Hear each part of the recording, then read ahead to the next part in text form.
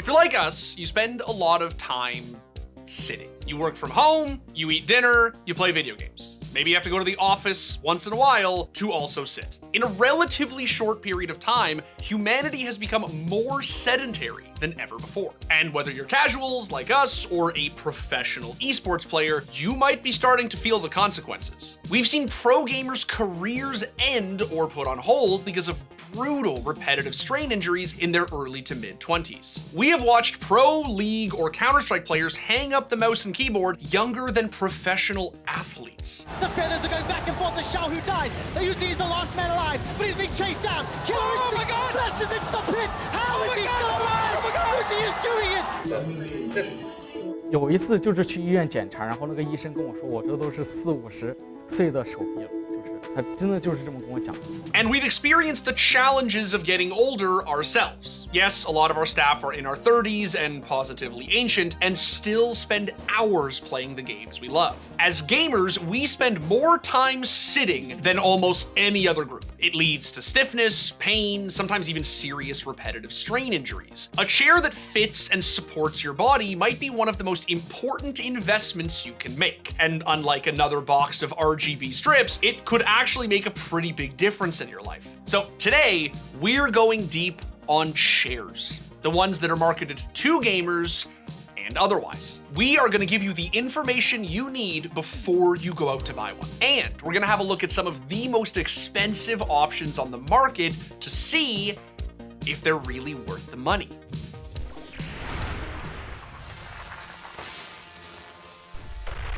Okay, so if you've watched this show for a long time, you may remember that a couple of years ago, we actually did a video on chairs.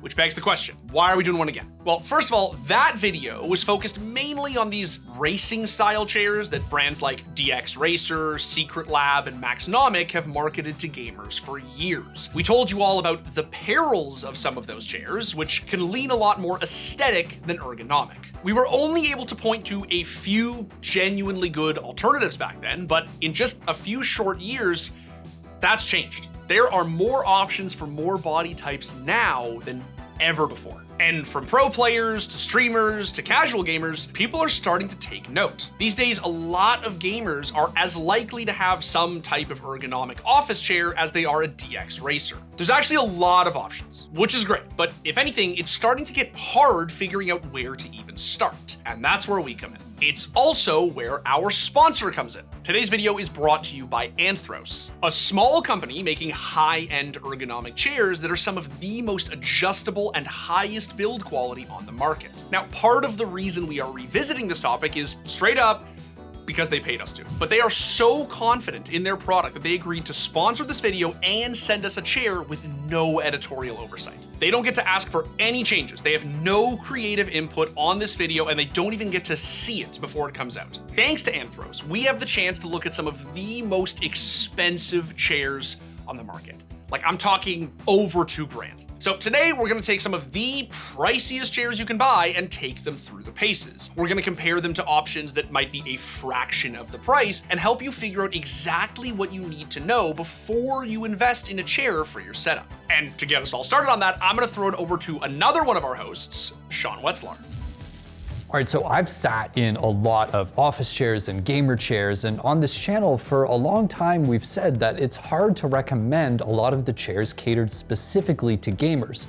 But the market has changed a lot in the last couple of years, and there's more options than ever. This time, we get the chance to look at some of the higher end options like the Anthros chair. Now, last time we made a video about this, we gave you all the advice that a lot of people will give on the internet. If you can't afford it full price, you should go find a refurbished Herman Miller Aeron. Aerons are everywhere, they're widely available at office supply depots, and Herman Miller has been the gold standard in ergonomic chairs for a long time. I'd love to be able to compare the Aeron to the Anthros chair.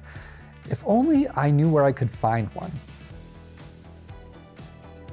So this time we're gonna be taking these chairs and really putting them through their paces. We're gonna drive them across southwestern Ontario and get the opinions of real experts. We're gonna compare them to other competitors that are more widely available or available more cheaply. And we're going to answer a pretty important question. This chair, it's really comfortable, it's highly adjustable, but is it really worth the money? So we're here in St. Catharines, Ontario at Brock University. We're going to see Garrick Foreman, who we've interviewed in the past, and he has studied gamer ergonomics specifically. And so he's a great person to take a look at these chairs and really give us an expert opinion on whether they're actually worth the money. It's actually a wing of research I wanted to go into, is that everyone's working in offices or even their home offices, sitting in chairs, and they go home and sit in chairs and play video games. Horrible, horrible, horrible thing. We didn't used to do that. You would go home, you're doing a job that's very different, and then you come home and work in a chair. So very important to have a chair that fits you well. Problem with ergonomic chairs is companies either don't add adjustability to them, or they kind of build this one size fits all, who knows if it'll fit you ergonomic chair that looks really cool. And so a lot of people go, I'm gonna buy that chair, that looks awesome. They say it's ergonomic, who am I to question it? And it comes and it's a brick, and maybe you have a couple height adjustment things, maybe you recline a little bit, who knows? Garrick gave us a few features you should consider when looking for a chair. You want the basics, like adjustability in the height of your chair and the placement of your lower back or lumbar support. You want the ability to tilt back and forth so you aren't sitting in exactly the same position all day. Ideally, you want your arms to be able to move up and down as well as side to side. And while it's not as common, it's great to get seat pan adjustments too. In a perfect world, you want 3 to 4 inches of space between the back of your knees and the edge of your chair. But this is an important time to highlight that people come in very different shapes and sizes. All of our bodies are different. I'm 6'5", and a chair that's comfortable for me may not be comfortable for you. The adjustability is very nice, and the foam's nice. I was ready to be cynical of this chair because it's funky looking, and it strikes me as a chair that was made to look funky, like the backing to be like a gamer chair, but it is quite comfortable. Depending on how the armrests are, I would say this is like a phenomenal chair. Seeing it over time, I think would be really important. I think this chair has a lot of potential though, because I think it's better foam than a lot of other chairs. And I think a lot of people view it as, well, I'm not spending $2,000 on a chair, 2,000 plus on a chair. You know, it's just for work. You're spending a third of your life if you work an office job in a chair, more or less. And so if you scrimp on that, you're gonna pay for it down the road. You might not be feeling it now, but over time, as you are sitting in poor postures, just sitting as a whole, you're gonna start to see tissue degradation a little bit. This is also probably the place to note that yes, the Anthros chair comes with arms. We were sent 2 models, and the model you saw at the university came without. But having tried both, we would definitely recommend picking up arms if you invest in this chair. Anyway, the bottom line is that you should go out and find the best chair for you, not for me or for Sean. And sometimes the internet just isn't the best place to do that.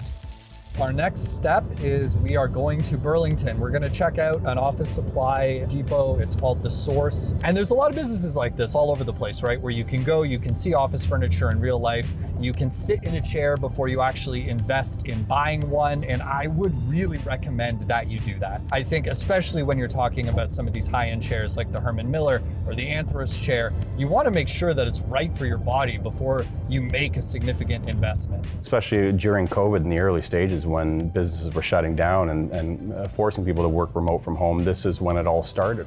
And we were getting a lot more complaints from just people coming into our store saying that their dining room chair doesn't work for them anymore. So you're looking for comfort, okay? And a lot of comfort comes from the ability for the chair to be able to adjust to you. Ultimately, there's a lot of science behind what chair is best for you, but it also doesn't have to be complicated. The best chair for you is one that's in your price range and comfortable. If you've got a couple of $100 and are sick of whatever you bought off of Amazon for $50, go to your local Office Depot and try out their task chairs. If you need something with more adjustability to feel comfortable, you can get great ergonomic chairs for anywhere from $300 to $500. In the field of ergonomics, there's always this debate of, do we design the task for the person for the task? And if it's a commercial product, you can't design the person for the task, you have to design your product for the person. And I think a lot of companies approach it differently. Herman Miller, for example, has different sizes for their different chairs, which I think can be really good because it puts you in the ballpark and then you have adjustability around your ballpark, which is nice. And having worked for years in an office full of Herman Millers, we're also pretty confident telling you that they are the gold standard for a reason. Their chairs are versatile and they last for years with no visible wear.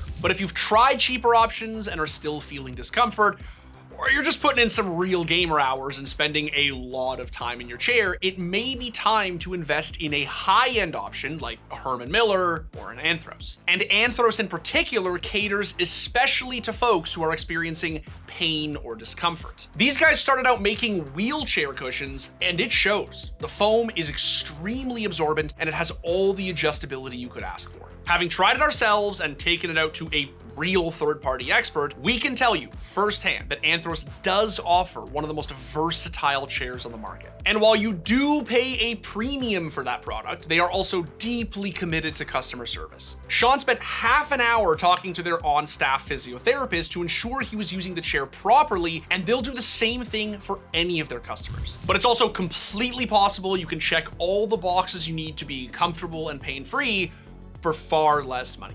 As Garrick pointed out, there are a lot of ways to mitigate a chair that may not be as high-end. If you have a $50 IKEA chair, you can be okay, so long as you are taking appropriate steps. If you understand that my chair is not the best and I need to account for that, you absolutely can do it. So one thing is movement variability is really important. If I'm gonna sit up in a nice posture, maybe I do this for 15 minutes, 20 minutes. And then maybe I sit back and I slouch a little bit for 5 minutes. So you have to be able to cycle and give those muscles time to rest, or else you're gonna sit there for 8 hours and you are going to be in agony. Breaks are hugely important. So I would recommend every half hour, get up and move. It doesn't have to be a lot of movement, because if you're staying in the same posture, it's really bad for gamers too, because I've done a little bit of work on high-level Valorant gaming, and we found that people barely moved when they were playing. Even just in a single game, they are so static, they barely move at all. So that's pretty much it. Whatever chair is best for you, we hope this video has helped you find it, or at the very least that it's got you thinking about it. Our bodies aren't designed to sit for endless hours, but the right chair can make a big difference. So get out there, get educated, and take care of yourselves. Thanks for watching. If you want more content like this, hit the sub button and ring the notification bell. For unique bite-sized videos you won't find anywhere else, hit us up on our X, Instagram, Facebook, and TikTok.